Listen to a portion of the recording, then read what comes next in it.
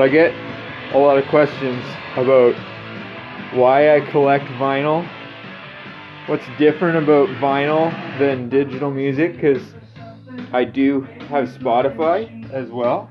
I have CDs, I have cassette tapes. But my main two ways I listen to music are Spotify and vinyl. For me, vinyl, why do I collect vinyl? It's because it's fun. There's a few reasons. Because it's fun, I think, is number one. One thing I like about it is that you'll end up listening to music that you probably wouldn't have listened to otherwise. Like, I don't know, if I'm rolling up my Spotify and I'm like, what am I going to listen to? Probably not going to throw on ABBA. Probably not going to, well, you know what? I would find a playlist of the music of Africa. But I wouldn't find this. This is like really random. It's like, it's not like studio recorded African music. It's like from each well, not each country in Africa, but a bunch of countries in Africa, like some really unique stuff. And I, what's this? Oh, the Ames Brothers. So this is like a quartet of singers. I think they've got Hawaiian descent. There's some Hawaiian sounding stuff on here. And so, you know, I wouldn't pull this stuff up on iTunes. Spotify. That's one reason I do it. And even a band that I do like, it kind of takes me back to those days where, like, say, I love the band, right? And I'm listening to Foo Fighters right now. That is, like, one of my favorite records by the Foo Fighters. Nowadays, like, you don't hear people saying, oh, I have that album, because everyone has every album. You can just go on YouTube or Spotify or anything and just get whatever you want, right? So it brings me back to that, hey, I have that album.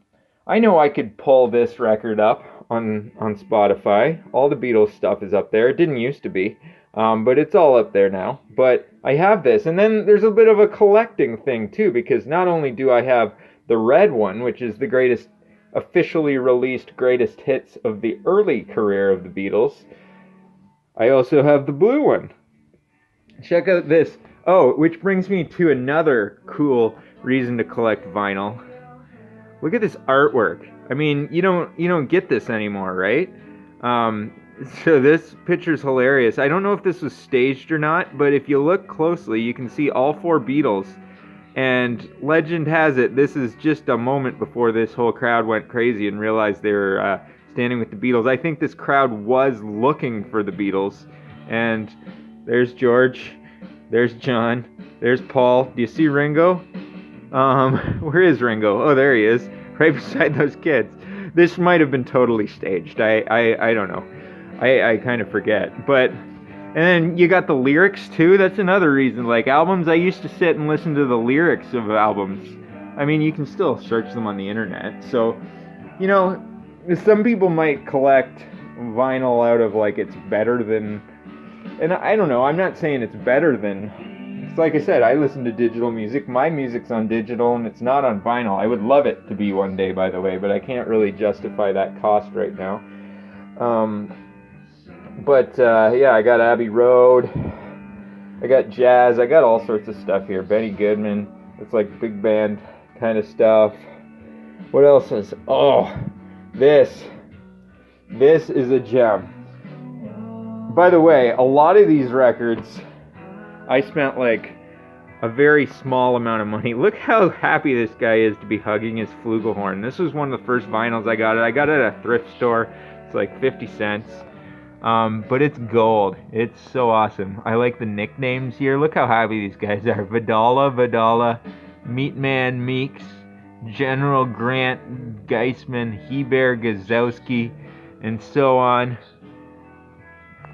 And this just puts me in the mood.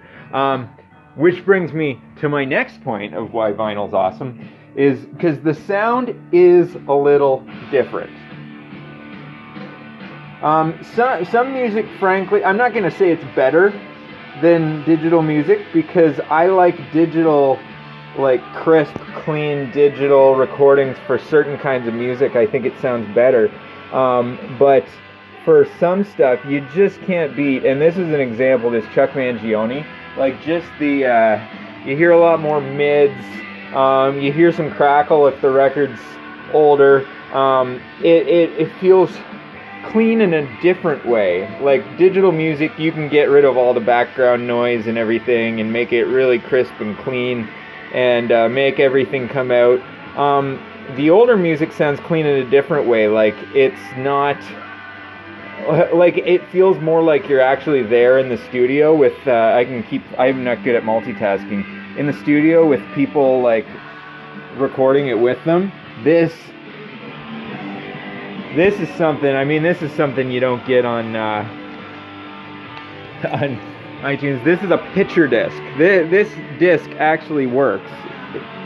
Side 2 is like the cool Goblin Thriller video thing, and this is the actual cover that was on that album. It's got lyrics here and some credits and everything. I found this at Winners. Do you have that in the States? If anyone American's watching this, I don't know, but that's a store we have here. I think you probably have it in the States. It's a pretty big store. Yeah. This is the re-release of Tea for the Tillerman, Cat Stevens. I just got that one.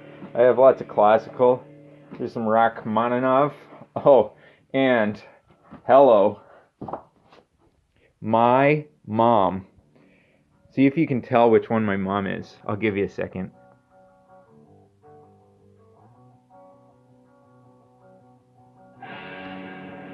Right there. Beverly K. Martin. Thank God for the children. You want to hear some of this?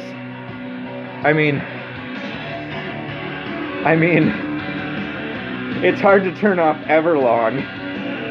Wait, maybe we'll wait till after Everlong, and then I'll put on my mom. I've waited here for you. Queen, Night at the Opera. Oh my goodness.